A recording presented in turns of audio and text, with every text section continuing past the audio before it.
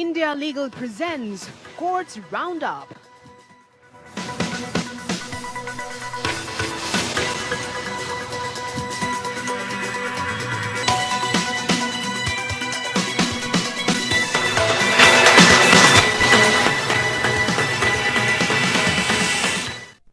नमस्कार, courts roundup में आपका बहुत स्वागत है। मैं हूं आपके साथ नेहा दुबे। इस बुलेटिन में अगले आधे घंटे हम आपको कोर्ट से जुड़ी तमाम छोटी बड़ी खबरों से करवाएंगे रूबरू। कोर्ट की कार्रवाई और सुप्रीम कोर्ट से लेकर हाई कोर्ट और लो कोर्ट तक के फैसलों को रखेंगे आपके सामने। आगे बढ़ने से पहले एक नजर हेडलाइंस पर। हिंडनबर्ग अडानी मामले की अंतरिम रिपोर्ट में सुप्रीम कोर्ट के पैनल ने कहा, सेबी ने अपना काम किया, लेकिन नियमों के उल्लंघन, शेयरों की कीमतों में हेराफेरी का अब तक कोई सबूत नहीं।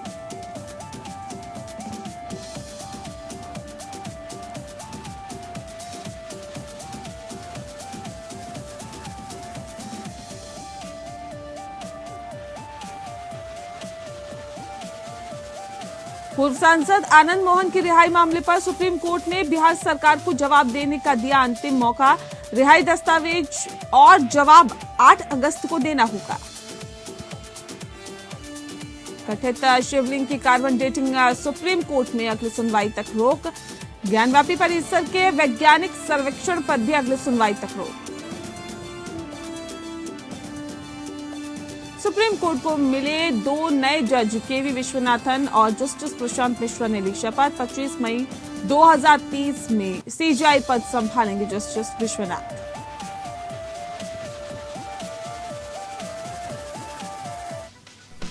India Legal presents Courts Roundup.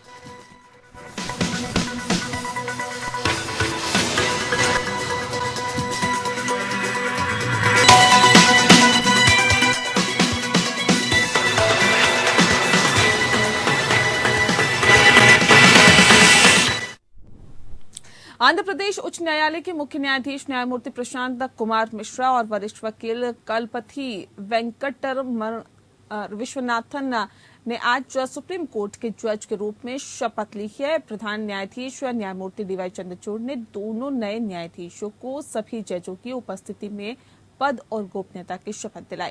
Viswanathan 25 मई 2031 को अपनी सेवानिवृत्ति तक प्रधान न्यायाधीश का पद संभालेंगे। बार से सीधे सुप्रीम कोर्ट जज बनने वाले विश्वनाथन 10वें न्यायाधीश होंगे। वहीं जस्टिस मिश्रा सुप्रीम कोर्ट में जज बनने वाले पहले छत्तीसगढ़ निवासी है।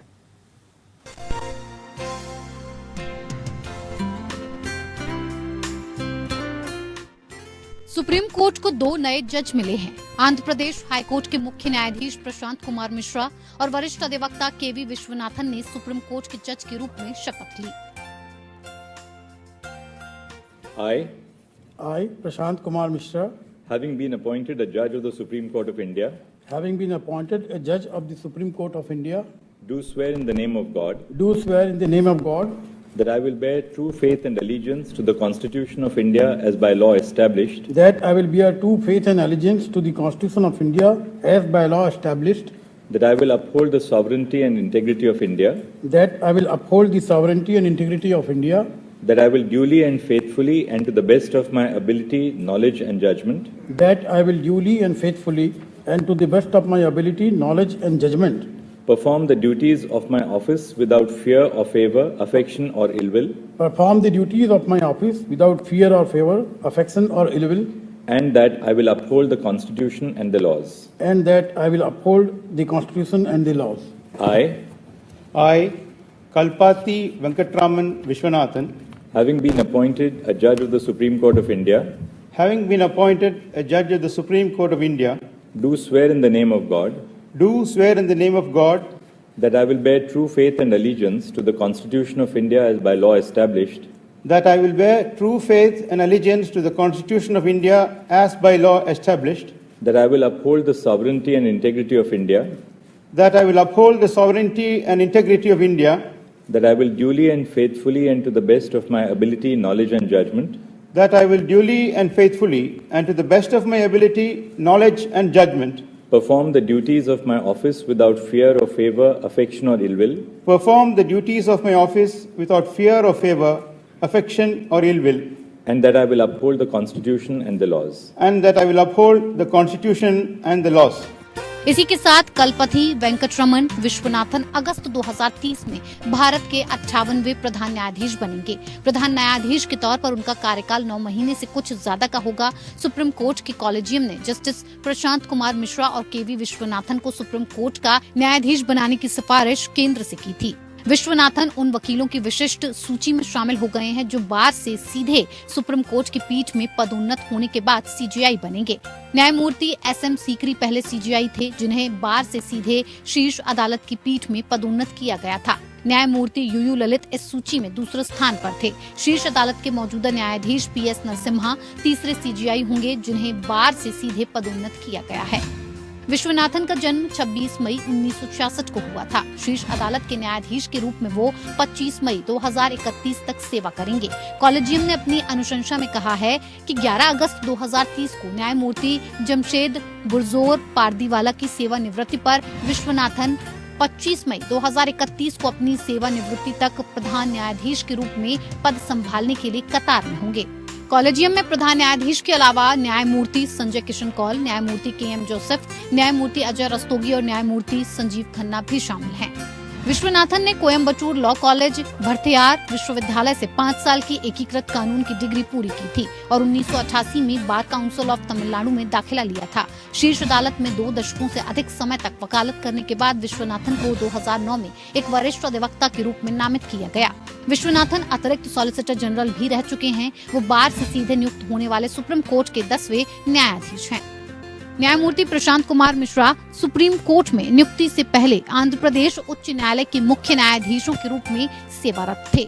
उन्होंने छत्तीसगढ़ उच्च न्यायालय के कार्यवाहक मुख्य न्यायाधीश के रूप में भी कार्य किया है। वो सुप्रीम कोर्ट में जज बनने वाले पहले छत्तीसगढ़ निवासी हैं। सुप्रीम कोर्ट में न्यायाधीशों के स्वीकृत पदों की संख्या 34 है। हालांकि फिलहाल वहां 32 न्यायाधीश हैं। सुप्रीम कोर्ट के 2 न्यायाधीश न्यायमूर्ति दिनेश माहेश्वरी और न्यायमूर्ति एमआर शाह सेवानिवृत्त हुए हैं। Bureau report APN।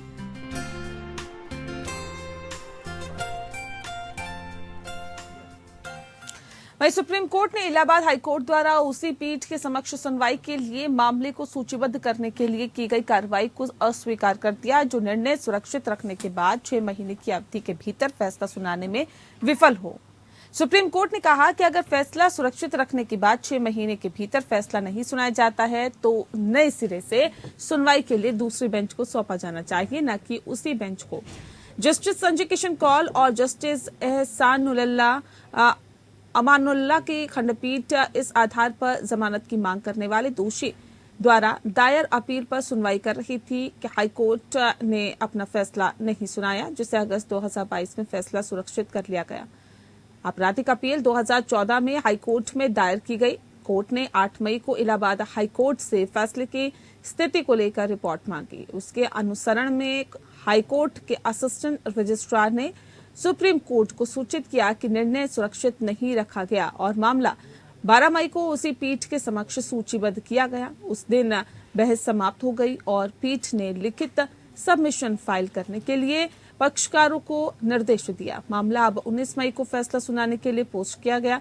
ये देखते हुए कि सहायक रजिस्ट्रार द्वारा प्रस्तुत रिपोर्ट के अनुसार अगस्त के बाद से निर्णय नहीं सुनाया गया, सुप्रीम कोर्ट ने इस मामले को एक बेंच के समक्ष सूचीबद्ध किए जाने पर असंतोष व्यक्त किया। एडवोकेट ऑन रिकॉर्ड ने अनिल राय बनाम बिहार राज्य पर भरोसा किया है। बता दें आपको कि जिसमें कहा गया है कि यदि 6 महीने की अवधि के भीतर फैसला नहीं सुनाया जाता है तो इसे नए तर्कों के लिए दूसरे खंडपीठ के समक्ष रखा जाना चाहिए।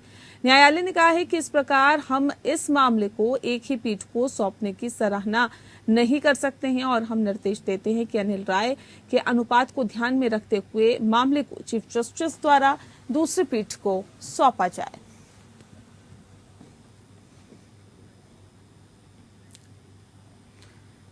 बाहुबली नेता आनंद मोहन की रिहाई के खिलाफ सुप्रीम कोर्ट में सुनवाई हुई। जस्टिस जेएस पार्थिवाला और जस्टिस सूर्यकांत की बेंच कृष्णैया की पत्नी उमा कृष्णैया की याचिका पर सुनवाई की, जिसके बाद आनंद मोहन की रिहाई पर जवाब देने के लिए बिहार सरकार को और मोहलत मिल गई है। बता दें कि सुप्रीम कोर्ट ने बिहार सरकार को अंतिम मौका दिया और 8 मई तक की मोहलत दी है। सुप्रीम कोर्ट ने यह भी कहा है कि बिहार सरकार रिहाई से जुड़े मूल दस्तावेज जमा करवाए। अब याचिका पर सुप्रीम कोर्ट 8 अगस्त को सुनवाई करेगा।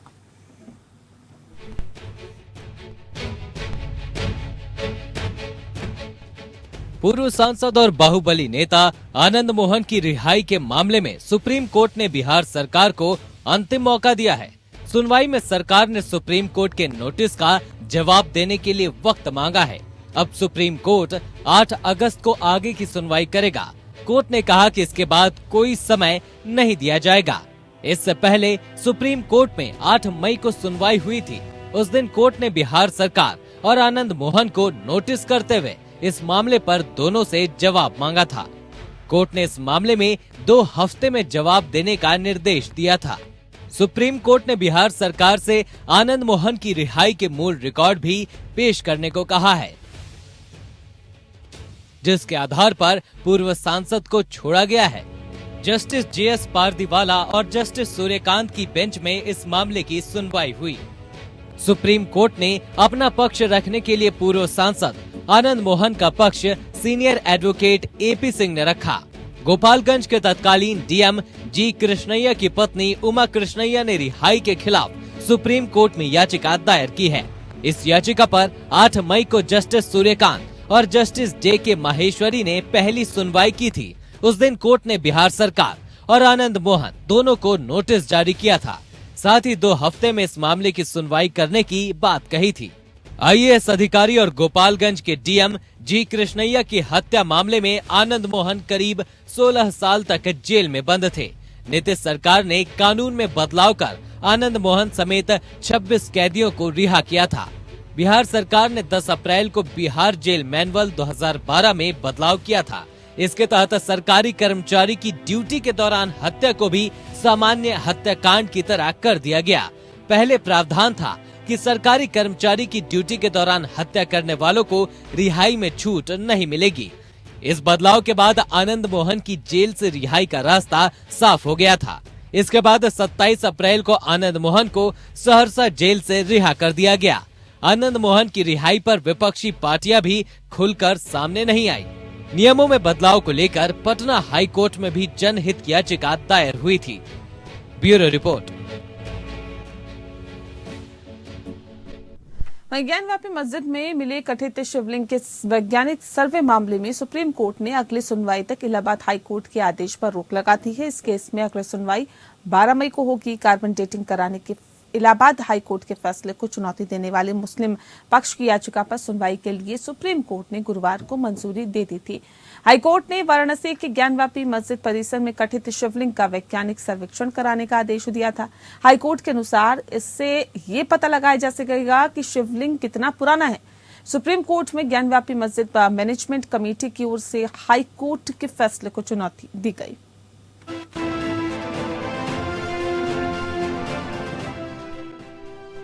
सुप्रीम कोर्ट ने वाराणसी के ज्ञानवापी परिसर में मिली शिवलिंग जैसी आकृति की कार्बन डेटिंग और पूरे परिसर के वैज्ञानिक सर्वेक्षण पर अगली सुनवाई तक रोक लगा दी है।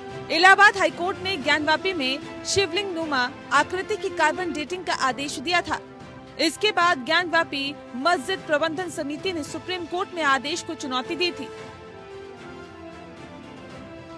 प्रधान न्यायाधीश justice DY Chandrachud, justice PS Narasimha और जस्टिस JB पारदीवाला की पीठ के समक्ष ज्ञानवापी मस्जिद प्रबंधन समिति के वकील हुजैदा अहमदी ने बताया था कि इलाहाबाद हाईकोर्ट ने अपील लंबित रहते हुए आदेश पारित किया है।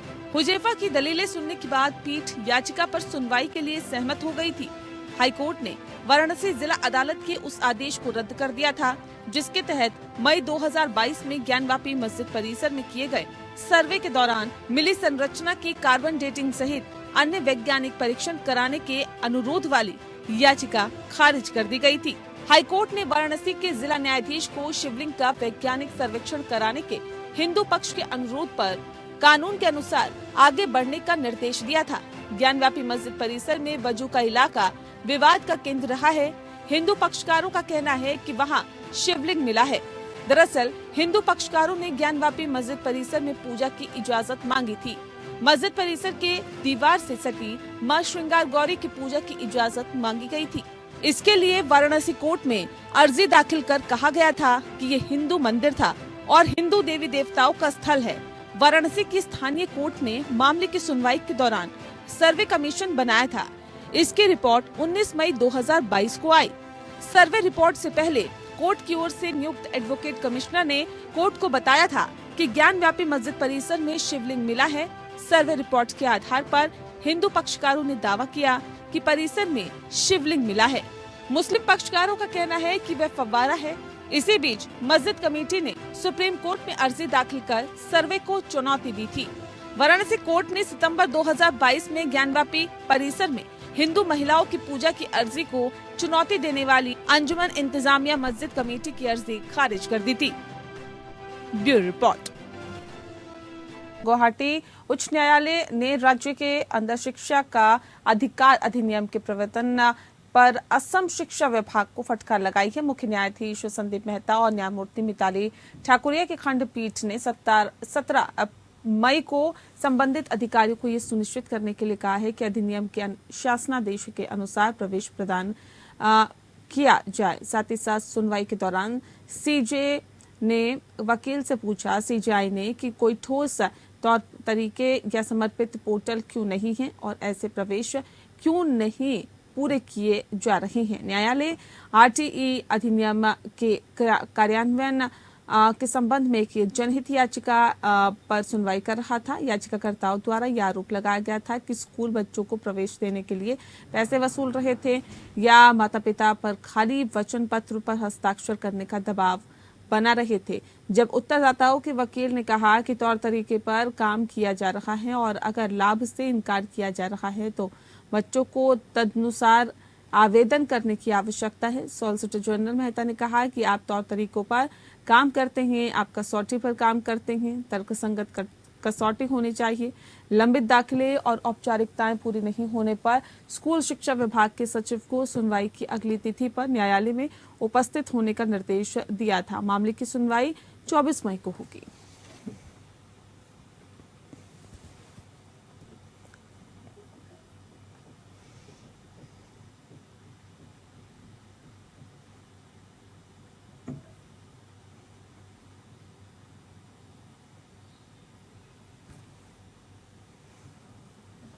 और आइए अब समझते हैं शिक्षा के अधिकार को। इंडिया लीगल के वेब रिपोर्टर्स की जानकारी देंगे।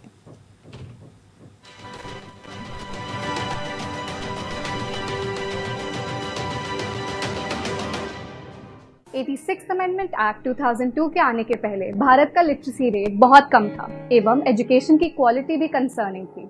इस अमेंडमेंट को इसी उम्मीद से लाया गया था कि उसमें कुछ सुधार है। इस अमेंडमेंट के आने के बाद कुछ प्रोविजंस लाए गए।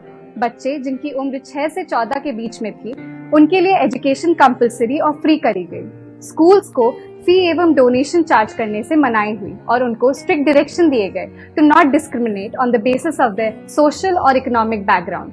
इंफ्रास्ट्रक्चर और फैसिलिटी के लिए एक मिनिमम स्टैंडर्ड सेट करने को बोला गया।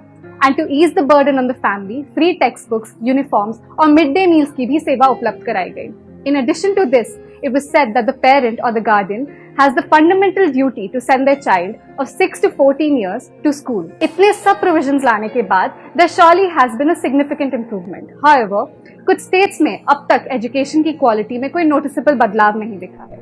आसाम में about 49 बच्चों की एप्लीकेशन पेंडिंग थी। इस केस के बाद गुवाहाटी हाई कोर्ट ने 14 मार्च 2023 गवर्नमेंट को आदेश दिया to file a status report within 2 months regarding the implementation of the act. ये जजमेंट इसलिए भी महत्वपूर्ण है क्योंकि इससे हमारे राइट टू एजुकेशन एक्ट की एफिशिएंट फंक्शनिंग इंश्योर होती है।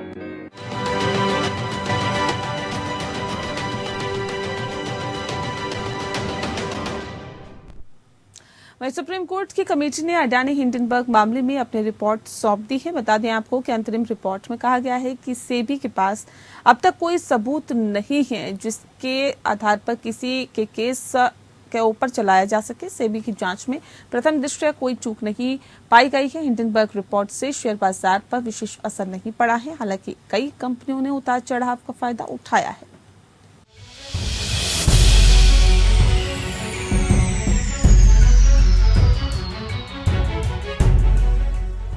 अडानी हिंडनबर्ग मामले में गठित एक्सपर्ट कमेटी ने सुप्रीम कोर्ट को अपनी रिपोर्ट सौंपी है। 173 पन्नों की इस रिपोर्ट में बताया गया, अडानी समूह द्वारा शेयर की कीमत में हेरफेर और प्रतिभूति नियमों के उल्लंघन के आरोपों की जांच से संबंधित मामले में बाजार नियामक भारतीय प्रतिभूति और विनिमय बोर्ड यानी सेबी की ओर से प्रथम दृष्टया कोई चूक नहीं पाई गई। शीर्ष अदालत के समक्ष समिति द्वारा प्रस्तुत अंतरिम रिपोर्ट में ये भी कहा गया है कि सेबी अपने संदेह को एक ठोस मामले में परिवर्तित करने में सक्षम नहीं है, जहां किसी भी कथित उल्लंघन के लिए मुकदमा चलाया जा सके। अडानी एनर्जी के मूल्य वृद्धि में जोड़ तोड़ योगदान का कोई स्पष्ट पैटर्न नहीं है। अडानी समूह के प्रवर्तकों से संदिग्ध संबंध रखने वाली 13 विदेशी संस्थाओं ने लाभार्थी स्वामियों का विवरण दिया है। हालांकि अब तक कोई सबूत नहीं है। हिंडनबर्ग रिपोर्ट ने सेबी के संदेह को मजबूत किया है। सुप्रीम कोर्ट ने अपने पूर्व जज जस्टिस अभय मनोहर सप्रे की अध्यक्षता में गठित कमेटी को हिंडनबर्ग रिपोर्ट से शेयर बाजार पर पड़े असर की समीक्षा के लिए कहा था। साथ ही शेयर बाजार के कामकाज को बेहतर बनाने पर सुझाव देने को भी कहा गया था। कमेटी ने बताया कि हिंडनबर्ग रिपोर्ट से शेयर बाजार पर विशेष असर नहीं पड़ा। शुरू में अडानी के शेयर पर असर पड़ा, पर बाद में सुधार आ गया।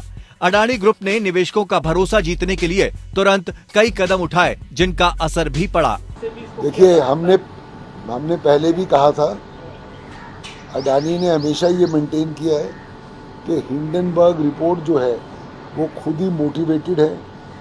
उनका काम ही ये है कि पहले एक क्राइसिस क्रिएट किया जाए, उस टाइम पे शॉर्ट सेलिंग करी जाए, फिर सस्ते में खरीदा जाए और महंगे में बेचा जाए।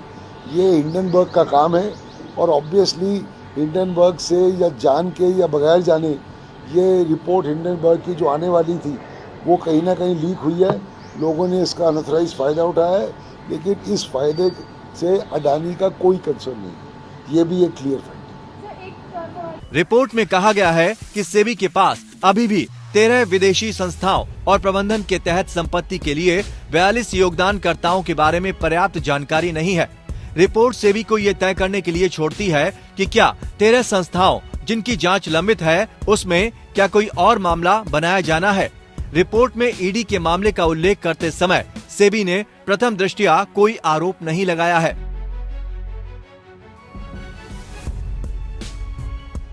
Bureau report.